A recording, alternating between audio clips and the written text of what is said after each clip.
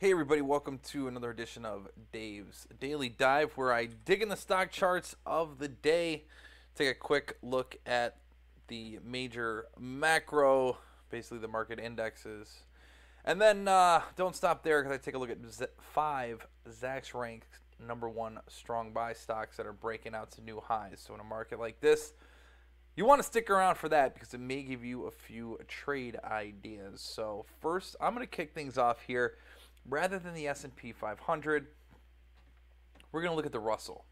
So the small caps of the Russell have obviously benefited greatly from tax cuts here in the U.S., but what are some upside targets? So I've been working off this August low to October high fib, drew some retracement levels, most notably that 38.2 is where the market came down to before catching a bid in November.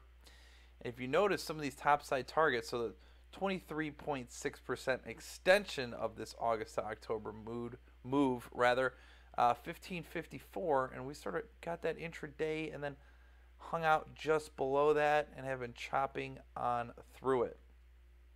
We're on the other side of that, so that's good. The other good thing is that our next target here is 1578. So support levels initially is going to be this 1554. If it gets south of there, 1512 is what you can look at. But really, with the 50-day above that, I believe that would bring some support with it. Assuming you get down in here, I don't know that the market's going to do that, but it could. You got a swing low here. Either way, the more significant level, 1517 on the Russell. Now let's go ahead and take a look at the S&P 500, the broad-based index that everybody's always talking about. And I've got something pretty bullish here. So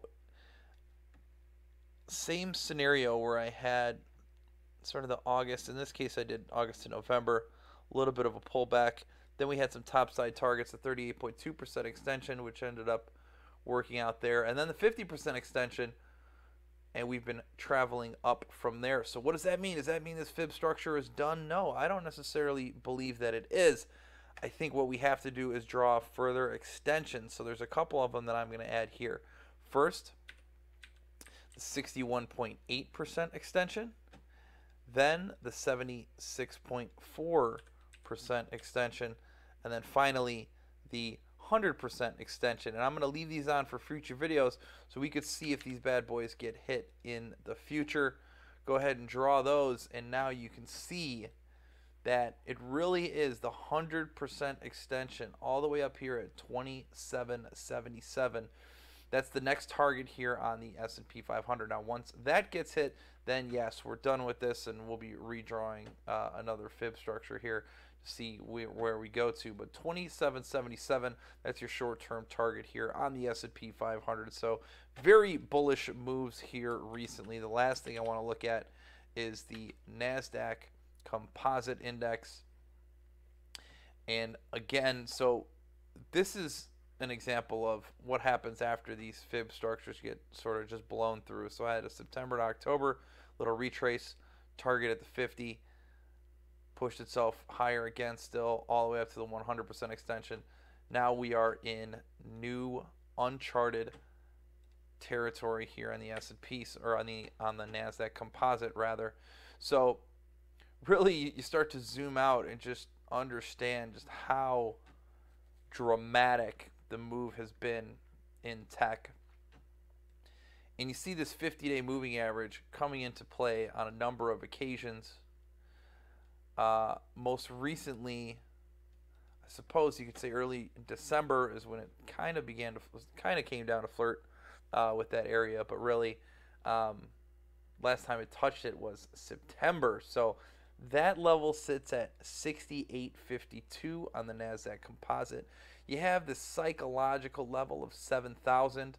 Notice how we ran up to it, stalled out, and then broke out. So basically support on the downside is 7,000, and if it gets worse, 68.52. I don't think it will. I think 7,000 is going to be a nice little floor, at least in the intermediate term here for the Nasdaq Composite. All right, now let's take a look at these five Zacks rank #1 strong buy stocks that I got for you. First of which, SIBO. Obviously near and dear to my heart, as I spent a lot of time over at the SIBO in front of the VIX pit doing videos for Bloomberg and spots like that. Really, the 50-day has provided a ton of support again for this stock. Most recently, to kick off the year, when we got that intraday wick down to that 120 area, now we're breaking out to new highs. So lots of trading volume out there. Obviously, they're benefiting from that. And then the Bitcoin futures contract that's been recently introduced, they're benefiting from that as well. So everything's looking pretty good for the SIBO. Again, these are Zacks ranked #1 strong buy stocks. So that means they've had a series of earnings estimate revisions to the upside, helping to boost the stock. And this is something I like to see. You got this intraday tick up here, fail. Couldn't quite make it through again. And then now decent volumes broken through 128. So I can chase something like this.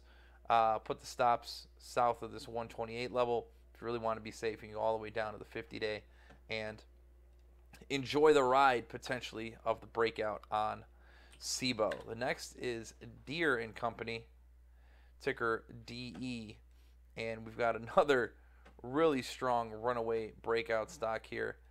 You had this high, stock pulled back on an earnings report, blipped up a little bit, and then really used that as a base to break out from.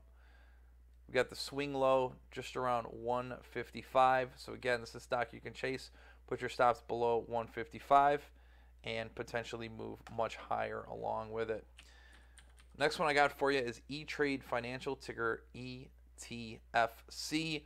Obviously benefiting from retail interest in the stock market, bouncing off the 50-day on multiple occasions. This little structure here, the stock rallying up, retracing, we could use our fibs on something like this to give yourself an idea of where this might go. So you can put the low here to the high here, note the pullback, and we're going to add, just like we did on the S&P 500 chart, we can add some retracement levels here.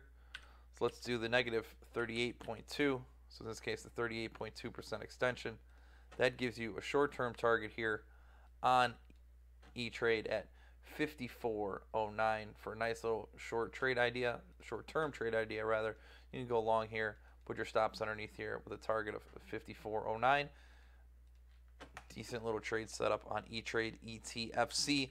Then we've got one of my favorites, NVDA, pretty much everybody's favorite, just because. So they've been reporting at the Consumer Electronics Show in Las Vegas, all sorts of new partnerships, autonomous cars and the like.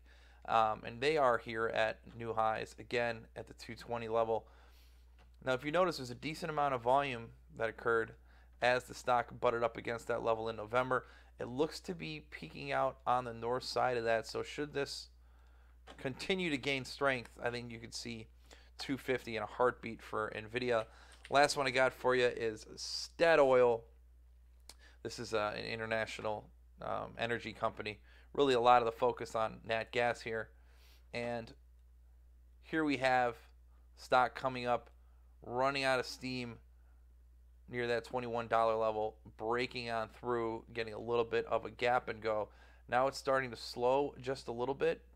You do have a commodity channel index that's a little bit overbought here. But if this continues just to go sideways just for a little bit, give that CCI a chance to cool off.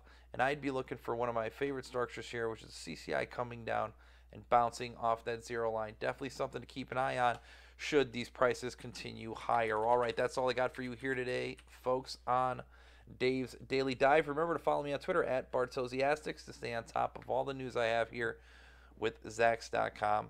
Have a good one.